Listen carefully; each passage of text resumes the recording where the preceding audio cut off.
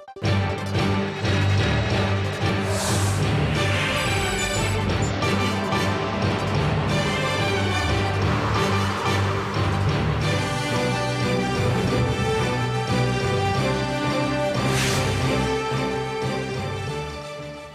very good to have you with us at this hour. I'm Daniel Choy. Let's start with Korea's finance minister's renewed sense of confidence about the economy. This follows a recent upgrade to the country's sovereign credit rating, fueling his optimism, a recent push to reform the labor market, and efforts to improve inter-Korean relations. Our Kwon Soa has our top story. The outlook for the Korean economy has gotten a lift following some positive remarks by the finance minister on the country's recently upgraded credit rating. According to Deputy Prime Minister and Finance Minister Kyung-hwan, there aren't many countries that have had their sovereign credit ratings raised amid the sluggish global economic growth.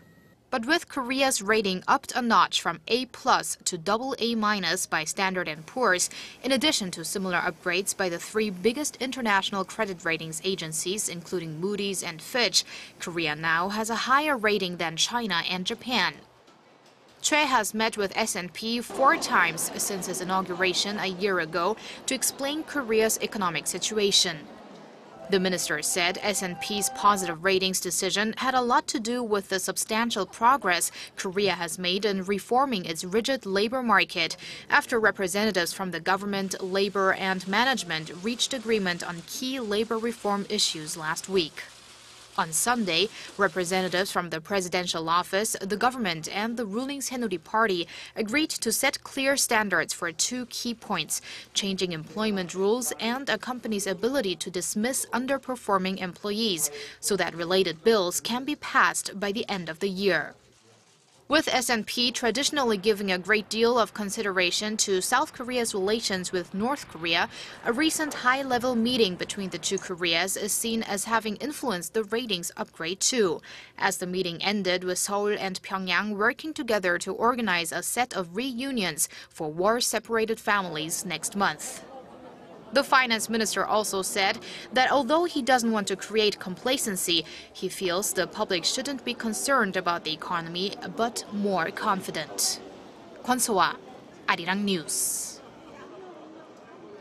Good news for Korea's men in green. President Park Geun-hye has given all military personnel a special 2-day leave just in time for Chuseok, or the Korean harvest holiday. The presidential office of Cheongwade said Sunday the vacation is a reward for the military's prompt defensive actions after a landmine blast orchestrated by North Korea at the DMZ last month. President Park also plans to send out letters of encouragement and special treats to the servicemen. All able-bodied men in South Korea are required to serve in the military for around 2 years. Korea's Unification minister pointed out what the two Koreas need to work on to march together towards reunification. Speaking at a seminar in Seoul on Sunday, Unification Minister Hong Yong-pyo said, for reunification to become a reality, South Korea needs to focus on two major things. Seoul must always challenge North Korea for any provocations in order to prevent recurrences, and the two Koreas need to engage in regular dialogue. Hong also addressed other issues regarding North Korea, including the North's human rights record and ways the South can aid defectors from the North. And as North Korea continues to threaten the international community with a nuclear test and ballistic missile launch, the U.S. says it's open to holding denuclearization talks in any location, including Pyongyang. Kim Hyun-bin tells us more. The U.S. Special Representative for North Korea policy says that Washington is genuinely interested in holding talks with Pyongyang to restart the long-stalled six-party denuclearization talks, and is willing to meet in any location, including Pyongyang. Sung Kim told Seoul-based Yonhap news agency in an exclusive interview Saturday that the North should come back to the negotiating table and honor its previous commitment to give up its nuclear program. He added that the main focus of talks with Pyongyang would be to hear that they are committed to denuclearization, which in turn would go a long way toward restarting the six-party talks. It is highly unusual for a U.S. official to express a willingness to hold talks in Pyongyang. The move is part of recent efforts by the six-party members to re-engage with the regime and prevent it from launching further provocations. The six-party talks, which involve the two Koreas, the U.S., China, Russia, and Japan, have been stalled since 2008. North Korea wants an unconditional resumption of the negotiations, while the U.S. wants Pyongyang to first show it is sincere about denuclearization before formal negotiations can resume. The U.S. says, however, it is open to exploratory talks with Pyongyang without any preconditions, but the communist regime has thus far shown no interest in talks.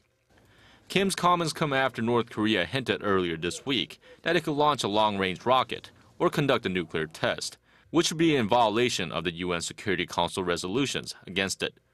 Washington and Seoul both warned Pyongyang that it will slap stronger sanctions on the communist regime if it forges ahead with the plan. Kim Hyun-bin, Arirang News. This should be the year to start a new era for Korea-Japan ties based on a correct understanding of the shared history. That's according to Korea's Foreign Minister Yoon Byung-se, who was speaking at an annual cultural event with Japan in Seoul on Sunday. In an apparent effort to mend ties, the minister made no comments about Japan's failure to acknowledge its wartime past. Instead, Yoon said relations between the two nations are still being affected by the bitter legacy of their modern history and expressed hope that two countries can move in a new direction together. Also at the venue, Yoon made time for a brief meeting on the sideline with Isshu Sugawara, Japan's senior vice minister for the economy. This year marks the 50th anniversary of the normalization of Korea-Japan relations, and a similar series of events will be held in Japan. Japan's defense ministry wasted no time drawing up new rules to expand the role of its self-defense forces overseas after a controversial set of security bills cleared the parliament over the weekend. According to the ministry, new regulations will be made for each type of duty, and they will specify where the actions can be performed. The rules will also cover which types of weapons can be carried and how they can be used. Also under consideration, giving new responsibilities to its UN peacekeeping unit in South Sudan, including permission for troops to use weapons when defending other countries under attack. Japan is also rushing to train a replacement unit when the currently dispatched one there is set to be stationed until December.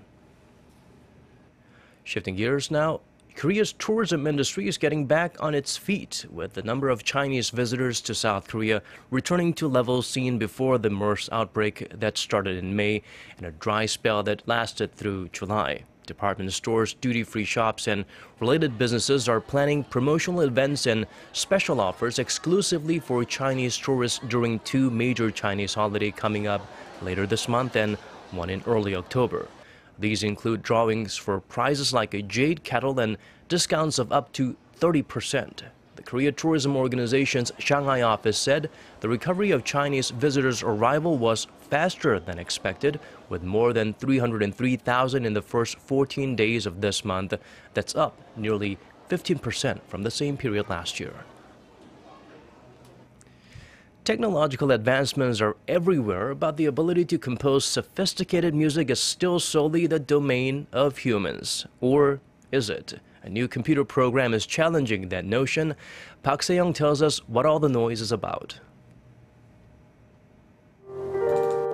This music, reminiscent of a classical piece, was composed by a computer program. The computer program Kalitta was built by Daniel Choy, a lecturer in Yale University's Computer Science Department.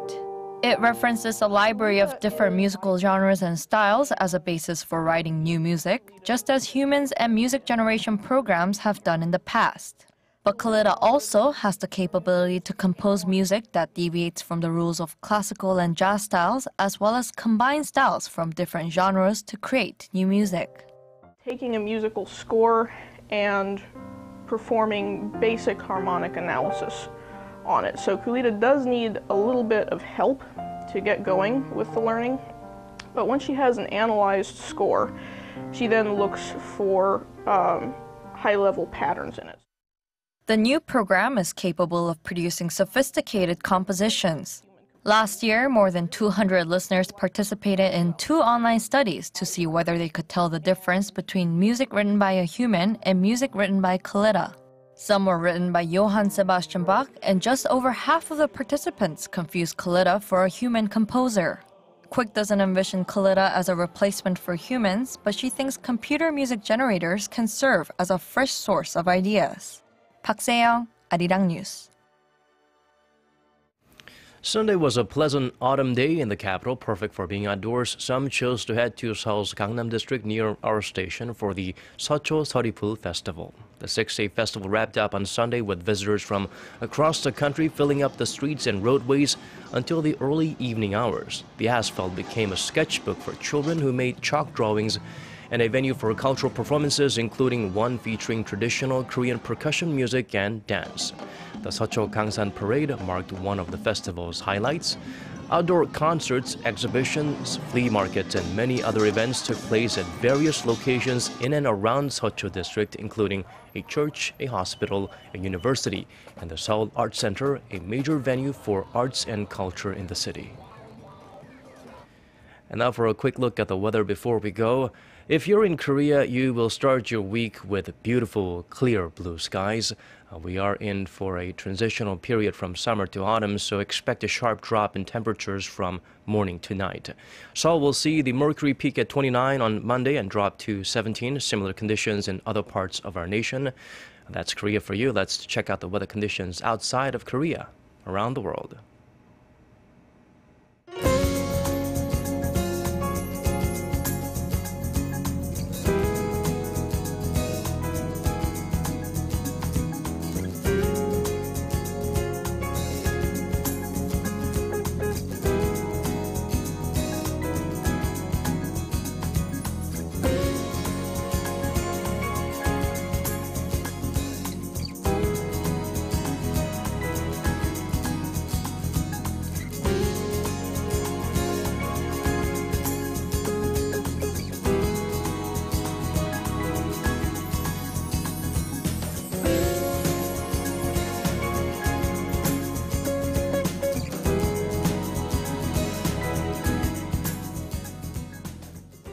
Well, that's it from us. Thank you for watching. Here's wishing you a smooth transition to your new work week.